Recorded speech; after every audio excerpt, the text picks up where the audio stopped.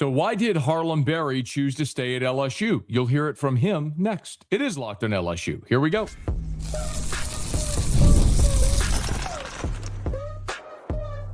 You are Locked on LSU, your daily podcast on the LSU Tigers.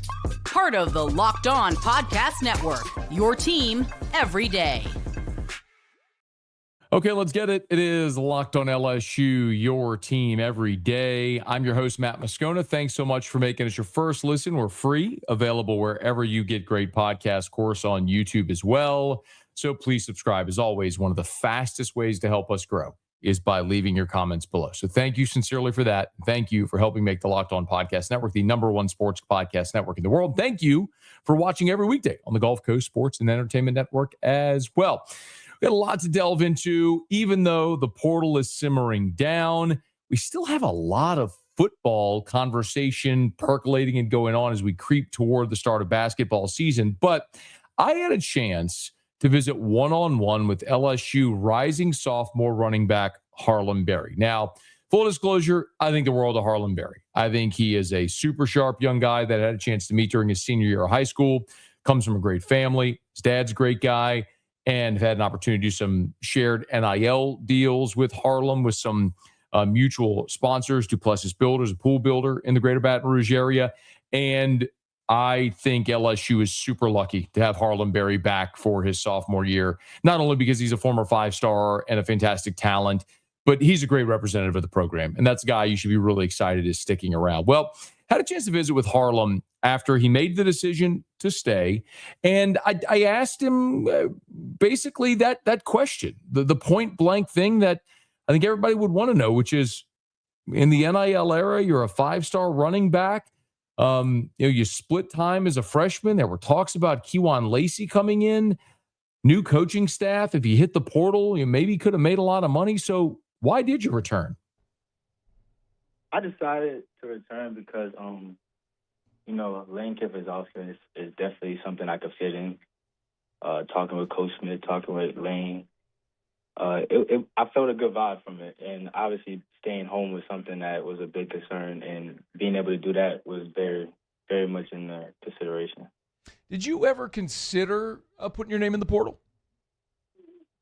No, I didn't have any really considerations of doing that, but I knew it was a lot going on. But around that time, it was the bowl game, so I really wasn't even focused on the portal at the time. I was just focused on playing.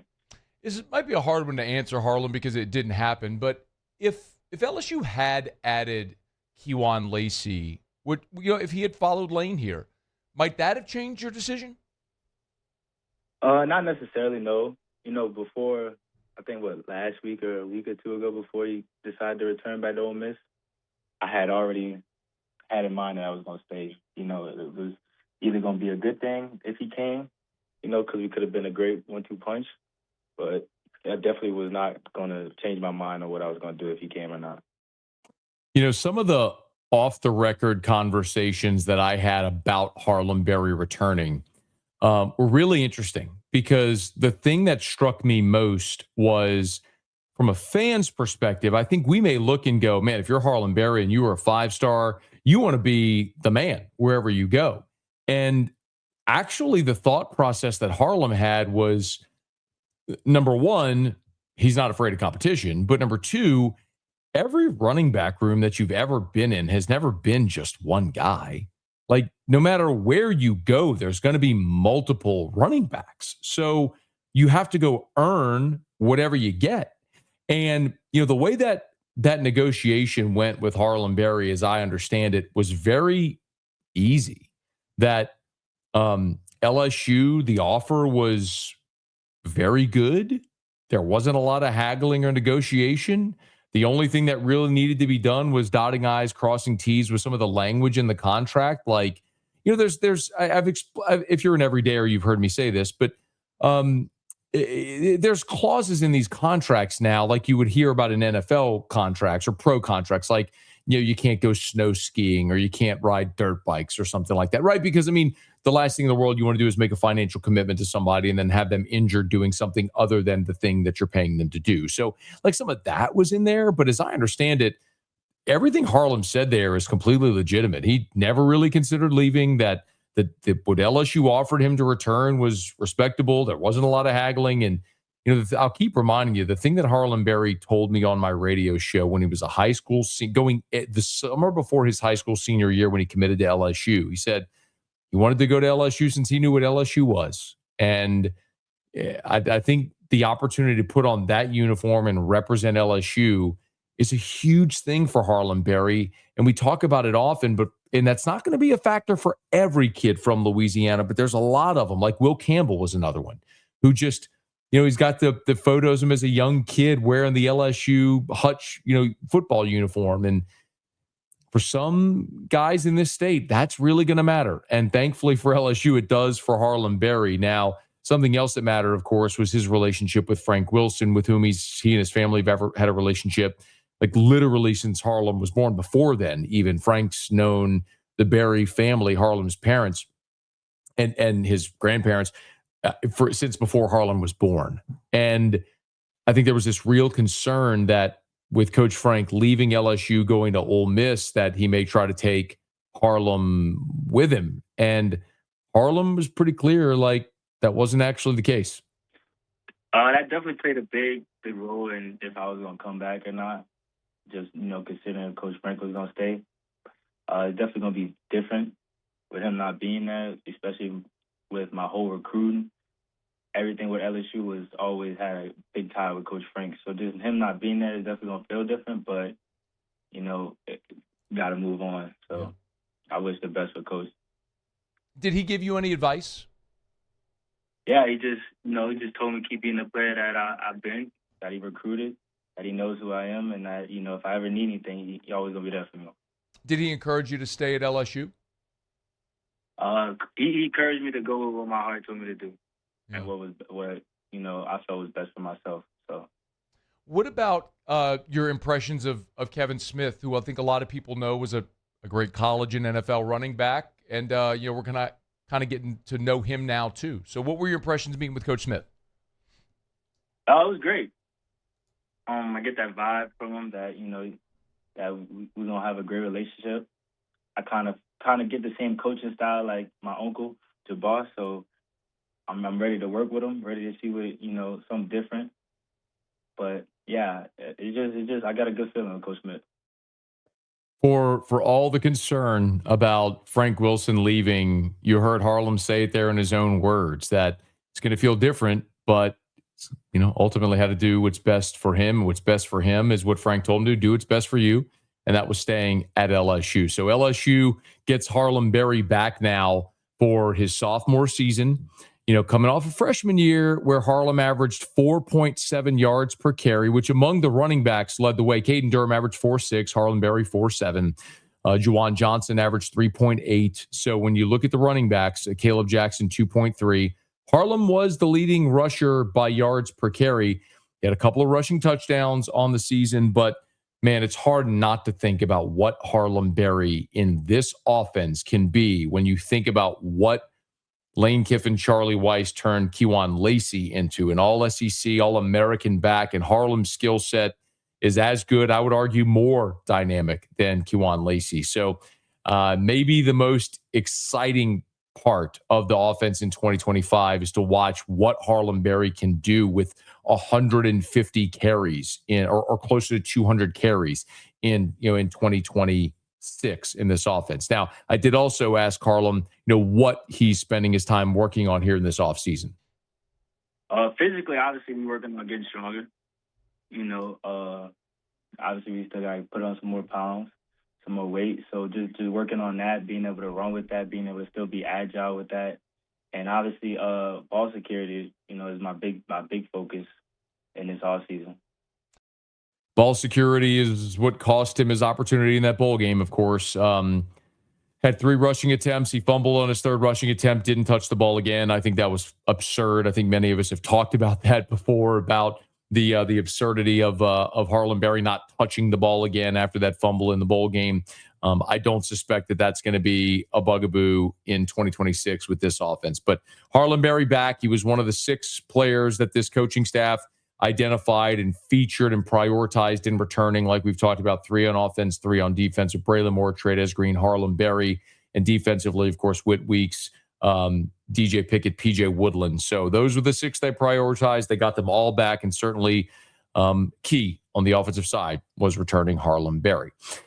The LSU staff continues to expand. We know the full-time assistants are, but they continue adding more and more support staff with 3 more additions over the weekend. I want to kind of dive into this a little bit. We'll do it next. It's Locked on LSU, your team every day.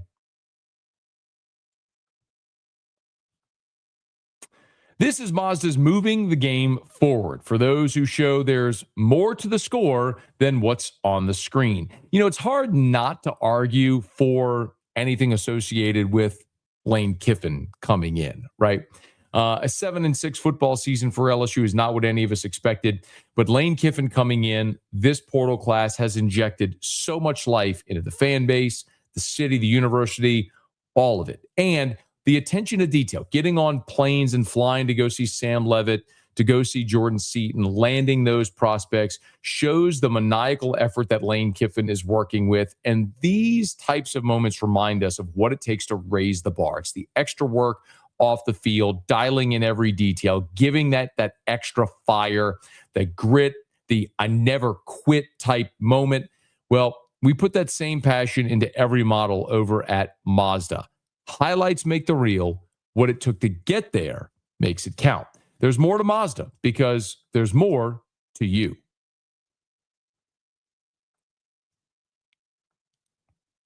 I want to get back to the episode here in just a quick second, but I do want to thank you for making Locked on LSU your first listen of the day. And thank you for making Locked on the #1 sports podcast network. If you haven't already, please go check out our new Everydayer Club. Gives you access to an ad-free audio feed for Locked on LSU. It's compatible with Apple, Spotify, all the major podcast apps, and an invite to the members-only Locked on Everydayer Club Discord server, which includes a group chat just for listeners of this show. So please go tap the link in the show notes if you'd like to learn more about our Everydayer Club. And thank you again for making the Locked on Podcast Network the #1 sports podcast network in the world. LSU has added 3 new assistant coaches, but the caveat is we're talking about support staff. Remember, I guess it's important to note, and many of you may understand this already, but it's still a rule where you can have 10 full-time assistants, and those full-time assistants are the ones, really the differentiator. Those are the ones that can recruit off campus. It used to be that analysts and support staff could only sort of coach the coaches. You could game plan, but they couldn't be on the field. Well, that rule's changed. So you can have as many on-field coaches now as you want. So, for example, like Joe Houston is LSU's special teams coordinator, but he's not one of the 10 assistants that can coach off the field. It can recruit off campus. So we know who those 10 are as we've gone through that plenty. But each position coach or assistant coach seemingly continues to build more and more support staff around them. And so there's 3 additions that are important to note, important to mention. Over the weekend, we broke this news over at LouisianaSports.net. The first is Fred McAfee, and that should be a name that a lot of fans, football fans in South Louisiana, should remember because Fred McAfee was a former Saints running back. Well, it's not that Fred McAfee; it's that Fred McAfee's son with the same name. Now, the older Fred McAfee played at Mississippi College and played for the New Orleans Saints and the Pittsburgh Steelers. Now works for the New Orleans Saints organization. This is his son, Fred, same name, Fred McAfee. Well, Fred McAfee, the younger, played at Ole Miss from 2021 to 2023, hit the transfer portal in spring of 2024, and spent this last season on staff as an assistant under Kevin Smith. So he was at Ole Miss this most recent season. So Kevin Smith is now bringing the younger Fred McAfee with him to be his assistant at LSU. And if I'm being quite honest, I tweeted that over the weekend, and the melt from Ole Miss fans from me, that tweet has 118,000 impressions on it. And the relative melt from Ole Miss fans that I mentioned, this was former Ole Miss running back Fred McAfee, is borderline comical because they didn't take time to actually read the full tweet, which noted that he is the son of former Saints running back Fred McAfee. And they're wondering why I had to mention that this was a former Ole Miss player. Well, I had to make that notation clearly to differentiate him from his father, who many people would confuse that fact, which clearly they still did, even though I mentioned that it was not the former Saints running back Fred McAfee. I'm gonna tell you, it is further illustrating just how uncomfortable and unfamiliar Ole Miss fans collectively are with being notorious, with having notoriety, with being in the spotlight, which came with this season. And I'm going to tell you, man, when you haven't won anything of significance in 6 decades, and that's not hyperbole, their last SEC championship was more than 60 years ago. They've never even been to Atlanta. It's like Kentucky, Vanderbilt, Ole Miss that have never gone to the SEC championship game. Like Mississippi State and Arkansas and South Carolina and Missouri have all been there. Ole Miss has never been there. Like, they've been a runt for 6 decades, and they continue to illustrate why they are that. And when that is your mentality, it becomes harder to ever get over that mentality because it's so ingrained. And candidly, that's what LSU was when Nick Saban showed up. LSU didn't understand the power that it had. And Nick Saban shook everyone into awareness of all the resources LSU had to become relevant again. They won the first national title in 45 years, have won 3 titles since, played for a 4th, and believes itself to be what it is a perennial contender. Ole Miss is very unfamiliar with that, and this was certainly evidence of that. So Fred McAfee was one assistant joining, and I do think actually that this is a big indicator of how Lane Kiffin is sort of being approached here. We've talked about it a good bit, but Kiffin has come in, and LSU has given him basically everything he wants or needs to succeed.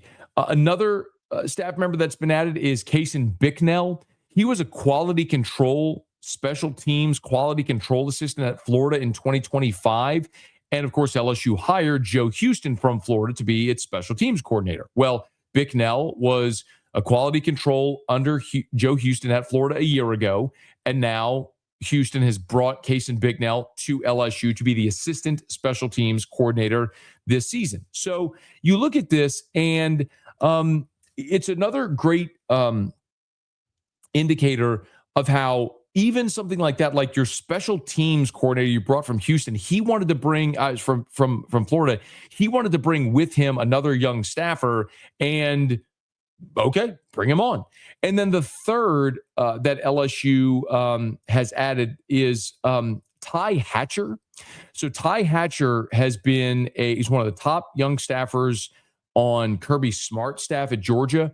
And this was first reported by Football Scoop, by the way. He's been there the last year, largely as assistant to the head coach, Kirby Smart. So Kiffin, Smart, other SEC coaches, this is according to Football Scoop, they share a group chat and text messages. And, when you look at Hatcher, he's a former Samford quarterback, and he's the son of Chris Hatcher, who's the new Tulane chief of staff program, the Samford's all-time winningest head coach. So he's kind of a guy that will be a little bit of a do-it-all. He's 25 years old, and he's just getting his feet wet. He's been at Alabama, at Texas A&M, Oklahoma, Georgia. Again, only 25 years old, but he's already been at those 4 different places.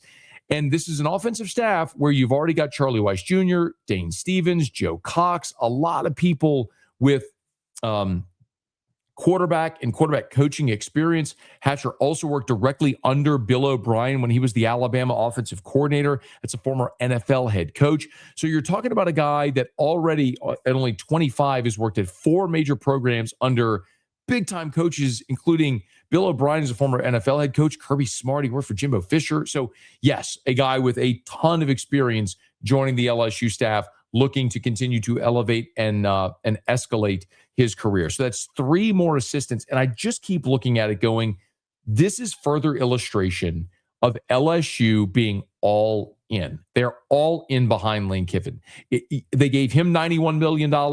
They gave Blake Baker $3 million to keep him from taking the Tulane head coaching job. They increased Charlie Weiss from $2 to $2.5 per year to keep him from going back to Ole Miss and getting cold feet. Whatever budget LSU had in place to build this transfer portal class, they blew that out of the water because every time LSU had a chance to land another blue chipper in the portal, okay, let's make it happen. I mean, so much so that they even had the governor making phone calls to donors about raising money to be able to put this portal class together. All of the assistants you've added, and then the assistants to the assistants and the support staff, they have given Lane Kiffin everything he needs. And that's really exciting because it's what allows you to go into a season like this to have grand expectations. But with that commitment comes grand expectations.